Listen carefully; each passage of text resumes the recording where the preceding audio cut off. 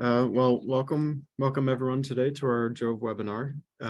Today we have Willem Grootjans. So he published with us in 2020, and today he's going to be giving us some recent updates on the protocol he published with us in 2020 on optimizing the respiratory gating on PET imaging.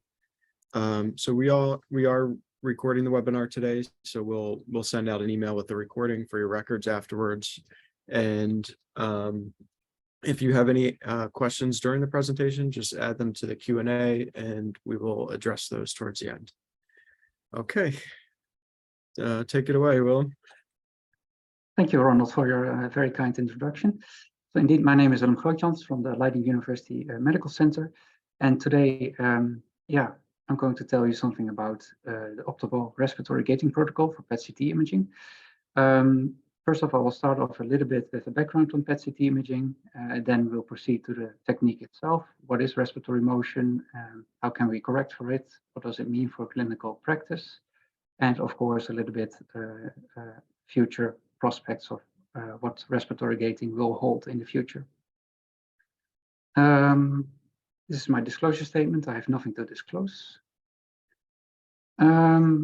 For those who are not familiar with PET imaging is a molecular imaging technique that's using radio tracers.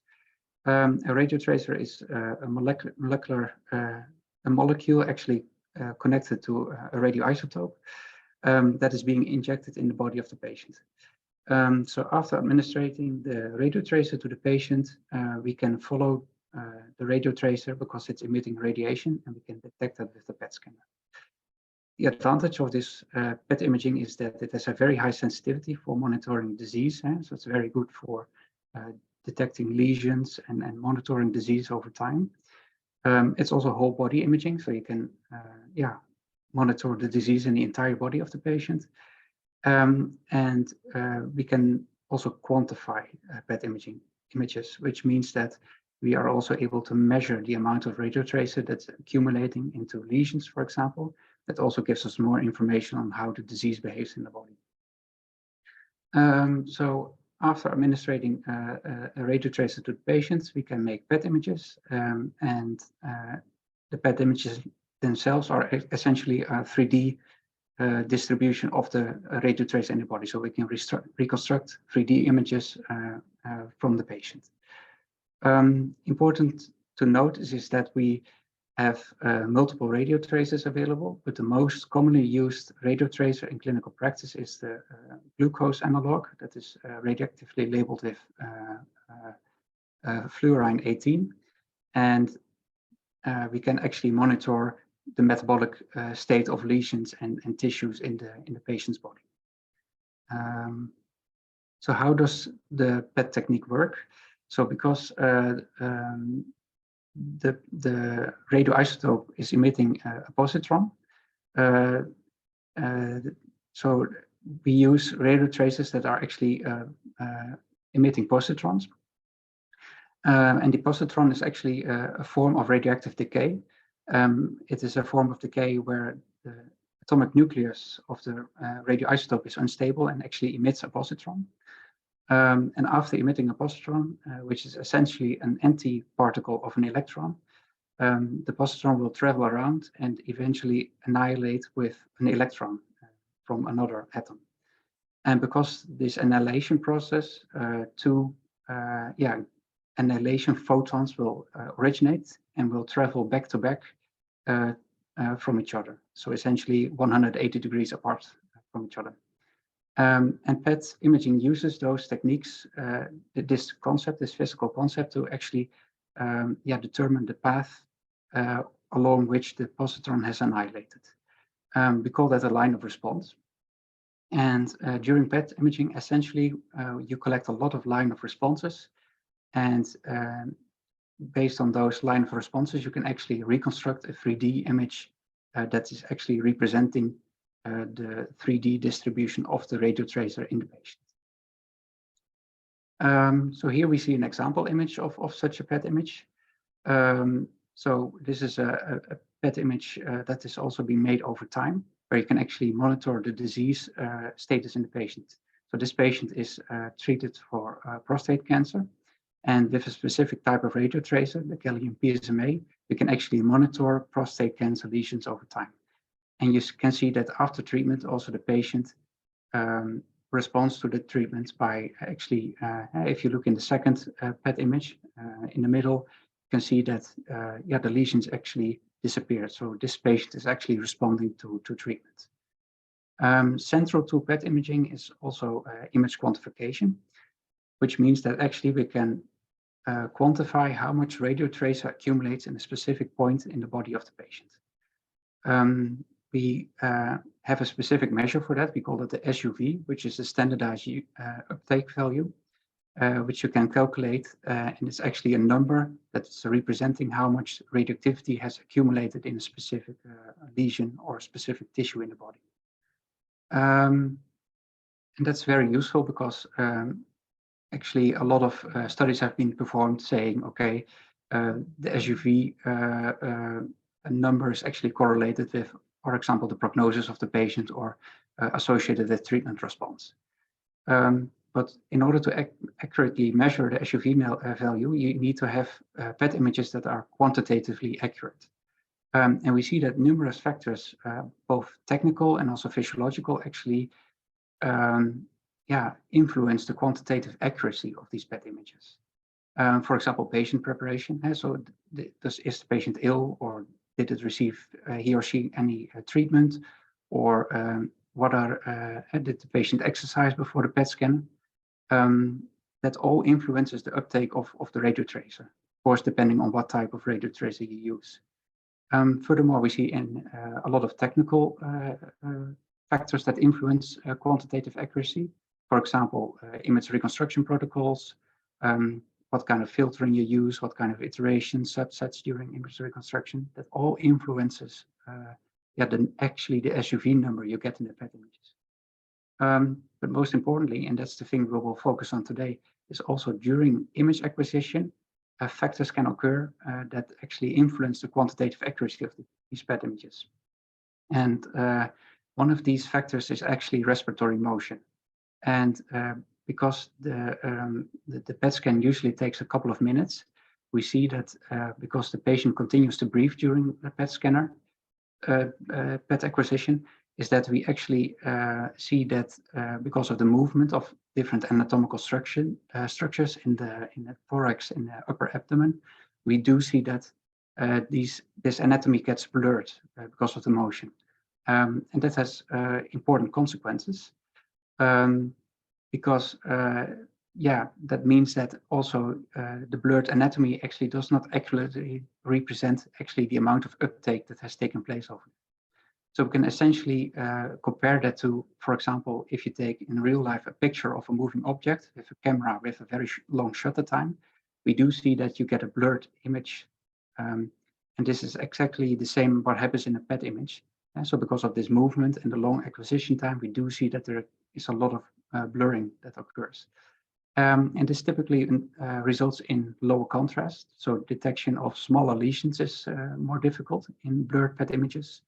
You also see that lesion uptake is underestimated because of blurring, and also lesion volumes are overestimated. So you can imagine that in this blurred situation, the child on the swing actually looks like this, but in a blurred situation, you don't know where the child is. And actually, you see that the whole trajectory of the child is actually contributing to the whole volume of the child in the picture. Is this a real effect? Yes. Here we see a non-gated PET image on the left, which means that this PET image is not corrected for respiratory motion. And on the left, we do see with the same color settings that there is a motion-corrected PET image. And we do see that in the left image, the lesion looks elongated. So we have a long lesion that actually is following the trajectory of the motion. And on the right, we see a corrected lesion, which more represents the real shape and size of the lesion. We also see that the uptake is much higher. So we use the same color scales in both images. And we do see that the uptake as measured by the PET scanner is also increased. And here we see an average increase of 70% in lesion uptake. So when we look at PET imaging, we want to correct for this respiratory motion. So these techniques that correct for respiratory motion are actually commonly referred to as respiratory gating techniques. And traditionally, these techniques rely on the acquisition of a respiratory surrogate signal, which means that we measure a signal from the patient that is actually correlated with the patient breathing. This signal is simultaneously acquired with the PET data, so we know at each point in the data in which phase the respiratory cycle we're looking at. The surrogate signal, we can measure that with different methods. We can, for example, do spirometry or have a pressure sensor mounted to the patient's chest. You can actually measure the movement of the chest wall. There are also camera systems available that monitor the movement of the chest wall using infrared cameras. And all these techniques actually result in a surrogate signal being recorded. So after you recorded the PET data with the surrogate signal, you can actually select specific time points in the PET data that correspond to the same respiratory phase of the respiratory cycle. And essentially, there are two ways you can do that. So you can define phases in the respiratory cycle. So that's more a time-based division of the respiratory gates. But you can also look at the amplitude of the respiratory signal. And then you define an amplitude range. And if the respiratory signal then falls in the amplitude range, that data will then be used for image reconstruction.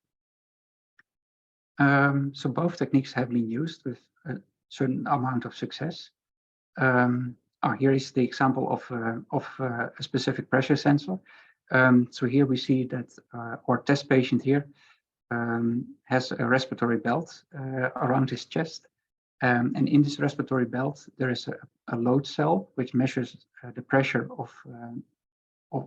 the pressure on the cell, which means that if the patient breathes in, there will be pressure on the cell and a respiratory signal will be recorded, as we can see here in the display in the right corner here on the bottom.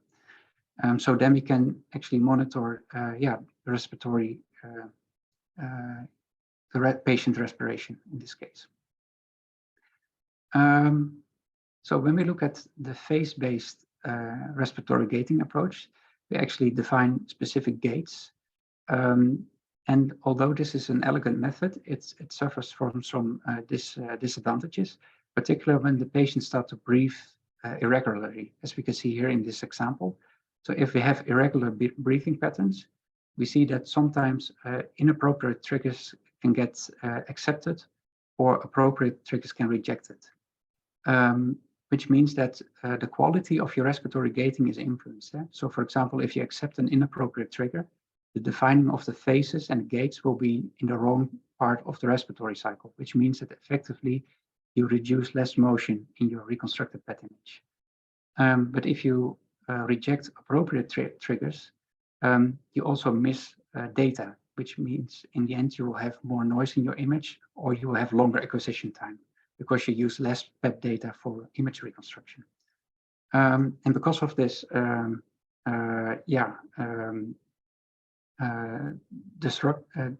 exception of inappropriate triggers or exception of so poor definition of gates, we do see that image acquisition can take longer because you need to acquire more PET data here. So you need to wait longer until you have a sufficient amount of data acquired, or image quality is reduced. So you have less, qualitatively less appropriate PET images that can hinder actually diagnosis.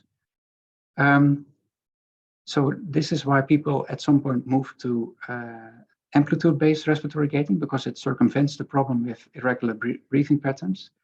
And the optimal respiratory gating algorithm, which we're going to talk about now, is also a form of an amplitude-based gating approach. So during amplitude-based gating, you define a specific amplitude range. And if the respiratory signals falls within this range, the PET data will actually be selected for image reconstruction. So you can define this amplitude range in a number of ways. You can select it manually, for example, but you can also do it in, as happens in the optimal respiratory gating approach, based on an algorithm. So in the optimal respiratory gating approach, the ORG algorithm actually attempts to find the smallest amplitude range that still contains enough PET data for image reconstruction. And the advantage of the ORG algorithm is that you can define image quality as an input, which means that beforehand, before respiratory gating, I give an input to the algorithm what kind of image quality I want in my reconstructed PET image. We do that by means of a duty cycle. So the duty cycle is exactly the percentage of PET data that will be used for image reconstruction. So for example, if I have a PET acquisition of 6 minutes, and I say I want to reconstruct an ORG PET image with a duty cycle of 50%, that I force the algorithm to use at least 3 minutes of PET data. And this is very advantageous because then you can actually define the amount of image quality that you want to have in your reconstructed PET image. So you have no problems with eventually image noise or low image quality when you're evaluating the PET images. But of course, the quality of the respiratory signal will then actually determine what kind of amplitude range you will get. So if you have a poor image quality, poor signal acquired, poor surrogate signal, then also the respiratory gating will be less effective, but still your image quality will be good. So the ORG algorithm tries to find the smallest amplitude range that still contains the amount of PET data that you want to have for image reconstruction. So this is a very elegant method actually to find the optimal amplitude range in your data, your signal. Well, does this work? The answer is yes. Here I have a couple of examples where we can actually see a fully ungated PET image, where we see that there is very few noise because we use all the PET data. So that will be the 100%. That's in a total of 6 minutes of PET data. Then we have a non-gated PET image that uses only 35% of the PET data. So you see a little bit the noise increasing. And then in the panel C, we see that a 35% reconstructed ORG PET image, which uses the same amount of PET data as in the 35% non-gated image. And we do see that the image quality is comparable and that respiratory motion is actually removed from the third PET image. So we can say that using the ORG, we can actually define the image quality and still remove respiratory motion artifacts from the images. Although the effect of respiratory motion is there, it does depend on the anatomical location of the lesion. So here we see an analysis of different lesions in different locations, where we actually have monitored lesion displacement in different parts of the lungs. As we can see in the box and whisker plot here below, is that based on the anatomical location of the lesion, we see that lesions in the lower and middle lung lobes tend to move more than lesions in the upper lung lobes. And this is logical because you also expect more movement near the diaphragm than, for example, in the upper lungs. But this also means that the effect on volume and radiotracer uptake is also dependent on lesion location. So in general, we see a difference when we perform respiratory gating between 6 and 10% overall in all lesions. But the change in uptake can actually vary from almost 0, so from 3% to almost 80% for lesions that are really located near the diaphragm. And here we see in the images on the right, we do see that, for example, in the upper row, we see a lesion located in the lower lung lobes. We see that the effect is much larger than a hilar lesion that is located near the lung hilum, because this lesion is fixed and will almost not move during the respiratory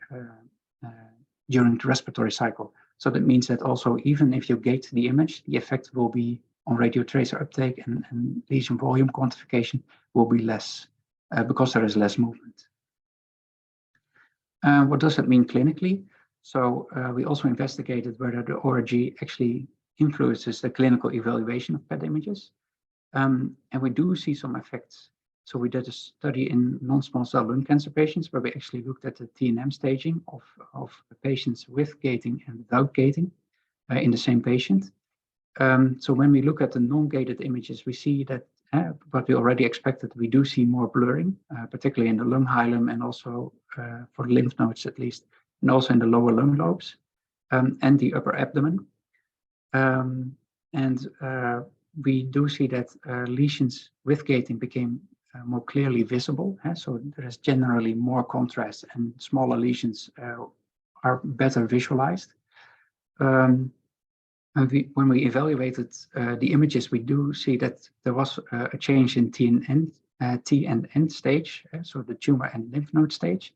Metastasis stage was not really affected in this case, in this patient population. But we do see that, because of the higher contrast images, the better visualization of smaller lesions, that actually the pulmonologists actually selected different diagnostical procedures to actually evaluate the patient. In general, the effect and the impact on treatment was limited, and that's primarily because we included a clinically representative population in this study. And unfortunately, many lung cancer patients are already in advanced stages. But in a smaller sub-analysis of early stage patients, we did see that the impact was larger. So probably respiratory gating is important for early stage patients to have an adequate diagnosis and staging of the patient, which potentially can also influence the treatment and overall a better patient care. So this is a small summary of the stage migrations. It's a lot of information, but generally the summary of this slide is, diagnostic procedures were changed based on the gated and non-gated images that were selected by the pulmonologists. So we focused with the ORG principle, we focused a lot on the PET images. And we do see that with ORG, we can effectively remove respiratory motion artifacts from PET images.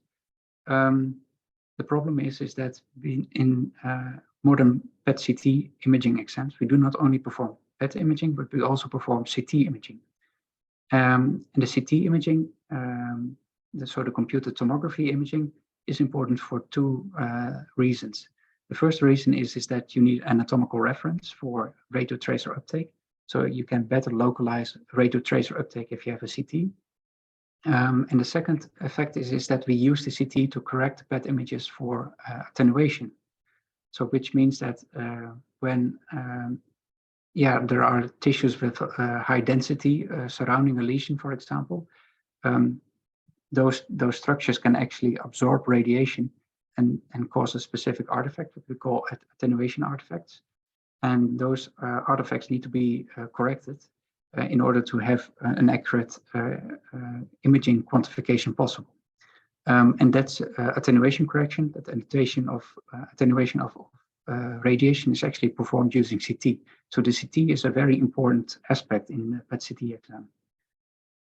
The problem is that PET and CT images are acquired sequentially. So they are acquired in some, and so we start usually with the CT images, which are done very quickly. So a CT imaging exam typically lasts for a few seconds to a minute. So the CT images are almost static, and then we acquire a PET image. But because ORG gating only looks at the PET image, it can happen that you actually optimally gate your PET image, with the result that the anatomy can be represented in a different anatomical respiratory phase than, for example, the CT image. So which means that you can get actually a spatial mismatch between the PET and the CT image. And for example, the PET image can be gated in an end expiratory phase, and the CT can be acquired during an inspiratory phase, which means that actually the anatomical position of structures, it's different between different images. And the spatial mismatch can cause a problem because, first of all, it can cause differences in localizing anatomical structures, but it can also cause attenuation, inappropriate attenuation correction in PET images, which in turn also cause inappropriate attenuation correction and image quantification. So we also looked at how can we actually synchronize the PET images with the CT images. So what we did is that we synchronized using a respiratory triggered CT to also synchronize the PET images with the CT images. So we performed respiratory gating on the PET images, which will result in a respiratory gated PET with less motion. And then we also attempted to acquire a CT, a respiratory triggered CT, in the same phase as the respiratory gated PET. We did that using the same surrogate signal, so the same pressure sensor mounted to the patient. And this way we were able to synchronize the PET and the CT images together, which in turn also had an effect on image quantification because of the differences in attenuation correction. So this was already a couple of years ago. There are different strategies reported in literature, so to actually match the CT and the PET images together. We do see, for example, 4D CT imaging, which actually means that you acquire a dynamic CT in time, so you can select the appropriate respiratory phase of the CT to match with the PET. The only thing that you have to consider then is radiation dose, because 4D CTs are typically higher radiation dose than a single static CT. And we do see attempts to actually elastically transform the CT images to match the PET images, or the other way around. So we do see these kind of efforts to actually match the PET and CT images together. Another development in respiratory triggered, respiratory gated PET is the sensorless-based gating approaches. So as I already mentioned, in the traditional approaches, you always require to monitor respiratory surrogate signal with either cameras or pressure sensors. That's a valid strategy. The only problem in clinical routine is that you actually need to mount the sensor to the patient. You can get inaccuracies during tracking because the sensor does not always work properly. You need to position the sensor correctly, which means that you can have potentially a lot of disruptions during your clinical workflow. So more recent techniques focusing actually on the use of respiratory surrogate signals that have been extracted from the PET data itself. Because when you record PET data, so all the annihilation, the line of responses, then actually that data actually contains information regarding the motion of the respiratory motion of the patient. So using the PET data, which inherently contains that motion information, you use that to actually extract a respiratory surrogate signal directly from the data itself. So we call that data-driven respiratory gating algorithms. And there are a number of vendors that actually sell these methods. You can actually commercially get these methods. So you can actually perform respiratory gating without the use of external sensors. And this is great because then you can actually do potentially respiratory gating on all patients without having to use sensors and additional hardware to actually do respiratory gating. The problem with these methods still is that you discard a lot of PET data. So if you remember a couple of slides ago, that actually based on the respiratory surrogate signal, you select PET data, which means that also you throw a lot of PET data away and you don't use that for image reconstruction. And that's actually a waste because that data also contains information and can actually be used to reconstruct the PET image. Which means that in these traditional techniques, you always need to lengthen either the PET imaging, so in order to compensate for when you discard the PET data, to compensate for that, you actually acquire more PET data, which means that either the imaging exam is made longer, or you need to inject more radio tracer into the patient to collect more counts in the end to use for image reconstruction. So recent techniques actually are now focusing on actually to, instead of throwing all this PET data away, to use all PET data available. So you record the patient, you do one imaging exam, you collect all the data, and then you're going to see whether you can transform elastically this data back to a single reference frame, which means that actually you use all the PET data available for image reconstruction, but you're warping the images back to a reference image to correct for this respiratory motion. So there are a number of these methods now available, also commercially on PET scanners, which means that actually you can, this is commonly referred to as elastic motion deblurring. And using these techniques, you can actually, without change in your acquisition protocol, so without administering extra radioactivity to the patient and without lengthening the imaging exam, you can still get high quality images that are actually respiratory motion corrected. So this is actually a very elegant method to actually correct for respiratory motion. So here we see an example of this way of respiratory motion correction. So here we see on the left side, SWB, we see the static whole body imaging. So these are essentially the non-gated images. Then on the complete right side, we see the traditional phase-based gating. We see a lot of image noise, as you can see, because of the discardation of a lot of PET data. The amount of image noise increases. And we see an optimally respiratory gated PET image on the third column. And there you can already see that image noise is less of a problem. So you get a respiratory gated PET with less amount of image noise because you can define actually the image quality with the ORG algorithm.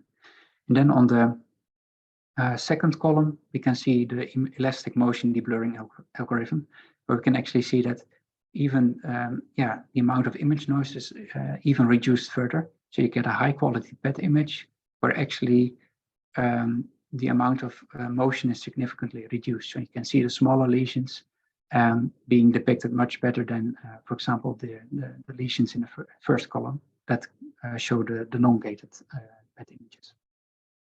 So there's a lot of exciting developments going on now. And actually these kind of developments made respiratory gating accessible to clinical practice because of the previous methods always required additional hardware, additional effort actually to perform respiratory gating. But with these data-driven respiratory gating algorithms, you don't need any modifications to the clinical protocol, and you can actually always use respiratory gated images in your PET evaluation, which is pretty cool. So if I have to summarize, is that we, in this presentation, showed you a little bit about the optimal respiratory gating algorithm. We can effectively remove respiratory motion artifacts from PET images, resulting in better image quality and higher quantitative accuracy of PET images, with all the important effects on clinical evaluation and also monitoring disease over time. And the most important thing is that we can actually keep image quality constant. So we don't have to worry about image quality when we use the ORG algorithm. And that the recent developments over the last years actually resulted in newer data-driven respiratory gating approaches that's actually made it possible to, without the use of additional hardware, perform respiratory gating. And these developments made it actually possible to directly integrate respiratory gating into your clinical workflow without any disruption. So this is my short presentation on the optimal respiratory gating. And if there are any questions or suggestions, I'll be happy to hear them.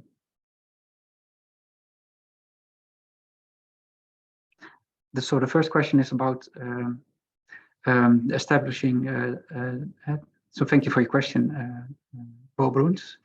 So it's about the 35% duty cycle. So why do we choose for that? That's a good question, because actually there was that analysis was performed in a different paper in the beginning when this product was developed by this manufacturer. And what they did is they looked at the shape of the respiratory waveform. So what we do see is, if you look at a patient respiratory waveform, you see a very quick inhalation phase, followed by a kind of a very slow expiration phase with a plateau at the bottom of the. And so the patient will quickly breathe in and breathe out and then stay at a plateau. And we could also call that the quiescent phase of the respiratory cycle. And the quiescent phase actually is about 1/3 of the respiratory. So the time of the respiratory cycle. So if you do the analysis, you can see that when you have a patient which follows that who has the respiratory waveform that looks like that, you come to actually that the fact that this plateau is almost 35%. And so this is what happened during our analysis, is that we established that with the 35%, we actually had a good gating performance. You can say, okay, I can lower the duty cycle, because if you lower the duty cycle, you also make the amplitude range smaller, because the requirement of including PET data, you need to include less PET data in your image reconstruction. But then also image noise increases. So we actually reconstructed a lot of images with, for example, 50%, 35%, and 20%. And we looked at also visually the image quality, and also based on the amplitude range being selected in the respiratory waveform, we came to the conclusion that 35% is a good trade-off between the amount of motion rejection and also still the image quality you will get after image reconstruction. And moving to your second question. So I did not really look at other lung disorders beside lung cancer. So primarily field of attention was lung cancer. What I did see is that there are also papers out there who also use the ORG algorithm that also look at abdominal lesions, for example, liver near the kidneys. But from my point of interest was only lung cancer. But essentially, this technique can be used for everything, but I don't really have data on that yet. So for example, in interstitial lung disease or those kind of things, I have no data directly on that, but it's an interesting thing to look at. So thank you for your question.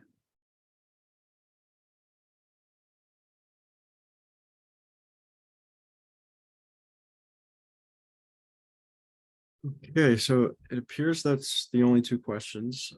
So like I said, we'll send out a follow-up email with a recording of the webinar. And if you think of any other questions during that time, don't hesitate to reach out. Or if you have any questions about JoVE, we can address those as well. All right. Well, thank you, Willem, for an excellent presentation here, and thank you for all the attendees. And yeah, enjoy the rest of your day. All right. Thank you very much. Take care. Bye. Bye-bye.